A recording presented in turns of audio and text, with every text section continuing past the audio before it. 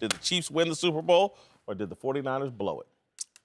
I know this is not going to help you sleep well, but 49ers blew it. 49ers gave this up. The Chiefs did not take this opportunity. The 49ers gave them this opportunity. For 3.5 quarters, we saw almost an inept team based on their standards in terms of offensive production, and more so just in moxie and mojo, style of play. We all get graded based on not only team success, but individual success. And Patrick Mahomes, who has set absurd standards for his own grading system, looked substandard for most of that game. And what happened? I've been here before. I think we've all been here before. Don't date your fantasy. When you date your fantasy, you know what happens? Reality kicks in. And this entire team, the 49ers, for 3.5 quarters, were on the hunt. We're on the mission. And finally, they started to fantasize. It's happening. It's about to go down. Because we got the second best rushing attack in postseason history almost. And we got this defense. Oh, we up 10? I don't care who they are. Line them up and lay them down. They got to that moment where they started to fantasize about the result. And that's what gave up their momentum. That's what gave up the opportunity for the Chiefs to do what the Chiefs did. And it's sad to see because we're going to nitpick the play calling. We're going to nitpick situations. But it was a collective exhale that happened. And in that moment, congrats to you guys, congrats to the Chiefs for striking, for taking advantage, for being the Black Mamba in that moment. But that moment would have never occurred if they didn't start to think about what was about to be. Like for me, this was Kansas City taking over. And I know you know this being a Clippers fan. The Kansas City Chiefs, I maintain, they're the Golden State Warriors. The Golden State Warriors of old because they're so explosive. The big plays fuel them, get them excited, and they go. And Pat Mahomes is nothing more than Steph Curry. And what you saw is that 3rd and 15 conversion, once it got going, it's the same way we've been in Staples. When you see Steph hit a shot, and it kind of comes in buckets. And that's what we saw. We saw them get hot. We saw the big plays begin to come in bunches. And we've seen it multiple times in the playoffs. When they get rolling, this offense cannot be contained, and that is what happened in this game. Yeah, I think Kansas City took it as well. It's like that final fight scene in the Bruce Leroy movie, The Last Dragon, right?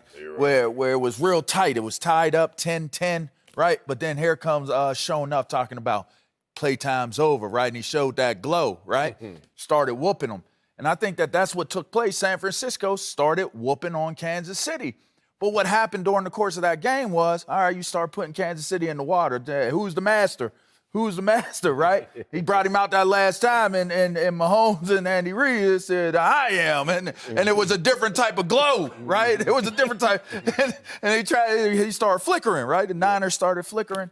They took this game. They took the Niners' best shot. They adapted, they adjusted, and then they came out, and the Niners were not able to answer the adjustments and them coming out with a remeasured game plan in this.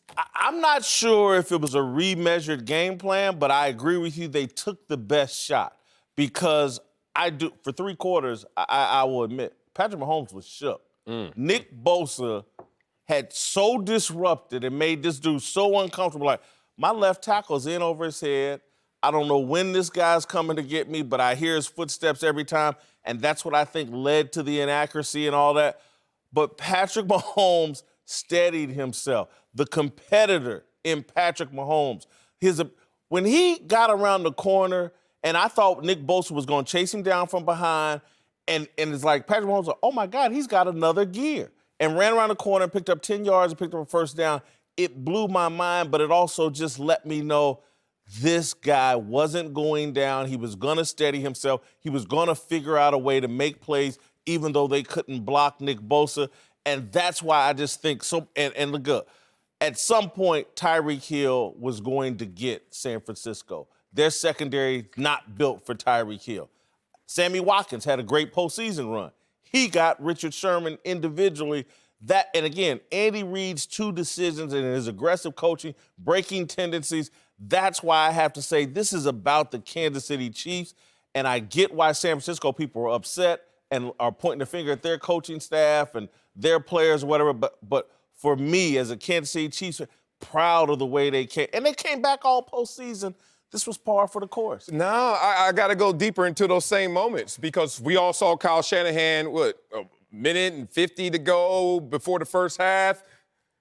I'm going to conserve these timeouts, and I don't know why. Next season. They're going to use them next season. Yeah, I saw your tweet. You stupid. I'm going to save it for next year and get a hand up, get a jump start. But then he takes a shot. Why are you taking a shot? I thought we were conserving. They took a shot, actually completed it, but it was a penalty on Kittle. So then they come back. Then you say, okay, we are going to conserve these timeouts. Huh? Then you come out in the second half, 4th and 2 on the 25, and you kick a field goal. You know what that yells to your team? We're going to play this safe. We're going to play this conservatively. And then what happened when they got into the fourth quarter? Patrick Mahomes throws another interception, 2 in a row, and everyone said Patrick Mahomes showed up. He's in the fourth quarter, y'all, throwing interceptions, okay? So stop with this showing up. And then finally, it's like 7 minutes to go. And we're sitting there, it's that 3rd and 15. And everyone is sitting there, and this team is starting to imagine this is about to happen. This is about to go down. And their coaches already told them, play it safe. And all of a sudden, you start to see the attention to detail being missed. Because now your eyes are not on the prize. And the prize is not the result. The prize is the next step.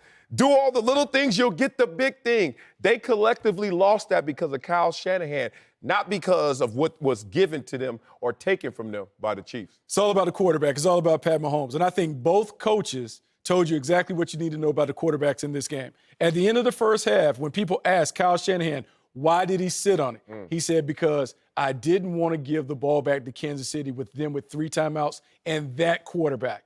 The reason Andy Reid took Pat Mahomes is because when we were in Green Bay in the mid-90s, Brett Favre won 3 straight MVPs, 95, 96, 97. Andy Reid says Pat Mahomes is the closest thing that he's seen to him than Brett Favre. And one of the things that I can tell you about being Brett's teammate is that all we felt, if we can just get him the ball back, we can win. When you hear all the conversations after the game, all the guys said, we just knew if we could get the ball back to Pat, Pat could do it. He's a special player, and that's the difference between a franchise quarterback and other quarterbacks. And that what you just said is why I believe, truly, this isn't a fan in me, and I know I'm dressed like a fan today because I am. This is the beginning of a dynasty. This is the beginning of a dynasty. Before Andy Reid retires, he'll win 2 more Super Bowls with Pat Mahomes before he hands him off to somebody else. I feel very confident that in the next 2 years, they're going to win at least 1 more Super Bowl. Only 2 totality? I'm just saying, they're going either next year or the year after, they're going to win another Super Bowl. I think they're going to win 3 total before Andy Reid retires. Only 3? I mean, this team is about to roll. I am with you on the hype train in terms of the greatness of Patrick Mahomes and what this team looks like. Don't forget, this team spent the least amount of money of all NFL teams this year, $167 million. And the team that spent the most was their opponent in the Super Bowl in the San Francisco 49ers. So they have money to spend. Obviously, we know who's going to take a lot of it, Patrick Mahomes, and well-deservingly. But this is a team that is going to construct itself properly. And it's going to have the quarterback that gives you that energy and gives you that confidence. In the next 3 years, any other team is lucky to get 1 of those. I think they're going to get the majority, and then 1 team sneaks in there. That's just how built and how stacked they are. I want to disagree, but I do agree. And the reason why is because the one thing that I really still continue to question is, can LaVar come out and have the type of impact on a season the way that he did? If he can, then I would love to disagree and say that this Baltimore – postseason. Because he's had the regular Yes, season. postseason. There you go. Well, type of season. I'll put it all together, but postseason. All right. Can he get it done? But looking at the way, because I would disagree and say in Pat Mahomes' defense, even when he threw those interceptions, he still stuck to the game plan and completed the big plays when he completed those explosive plays. The way he looks out there on the field at this younger stage in his career, if Andy Reid stays healthy, if he can keep his coaching staff together and put some pieces around him that are going to continue to grow with Mahomes, it definitely could be a start of a dynasty. Now, I would say they're going to be in contention for the long term, but it's hard. It's hard because we've seen this before. We saw Aaron Rodgers win a Super Bowl, and we thought that they would have a dynasty in Green Bay. It's hard to get over the threshold. However, everyone that is building their team now, you have to build your team to be the Kansas City Chiefs. And it is really hard because you got a transcendent talent at quarterback and a track team on the outside. And the collective speed that they have on offense, their offense is their best defense, because when you really look at this team wasn't more talented than the San Francisco 49ers. They had a great quarterback. They had speedsters on the outside. But that quarterback can mask all the other flaws, which is why we talk about franchise quarterbacks. That is what they're supposed to be able to do. Look, the Aaron Rodgers comparison, where it falls down slightly, and I love Aaron Rodgers' talent, but if you look at Patrick Mahomes' leadership and the connection that he and LaVar, I'll put LaVar in that same class, the connection their teammates have with them, that belief, that rallying around this guy, where everything we've heard about Aaron Rodgers from Greg Jennings on down is like, this is an odd dude. It's hard to connect with. Again, that's what I've always said about Brett Favre, man. Like, guys really love playing for and with Brett Favre. I don't think Aaron Rodgers creates that kind of aura. Patrick Mahomes certainly does. This dude talks country, a little bit awkward, but people love this dude because he loves the game. They know what he puts into the game, and they know what his talent can do for them. It goes all the way back to our Friday conversation about force multiplier. This dude makes everybody better, to the point Damian Williams, a running back virtually no one knew about, cared about, maybe should have been the MVP. Look, I want to start this narrative, and this is not to take a shot. I just want everyone to pay attention, take notice of Patrick Mahomes' last 4 postseason games. Now, pregame, they were talking about Patrick Mahomes not knowing which mental space to tap into before the game, because he usually gets too hyped. So he tried to go and counter that by being a little low in energy, and we saw how he started. Then that made me start to think, the psychologist in me, what's going on with Patrick Mahomes, face of the NFL, one of the faces, past MVP? No points in the first half we saw last year in the Super Bowl. I mean, in the AFC Championship game. Then he gets down 24. Then he gets down 10. Then he gets down 10. All I'm saying is there's something that is going to leave them susceptible for somebody to take them. If Patrick Mahomes continues in the postseason, last 4 postseason games, not exactly starting off as a barn burner. He needs something to get himself going, huh? Yeah.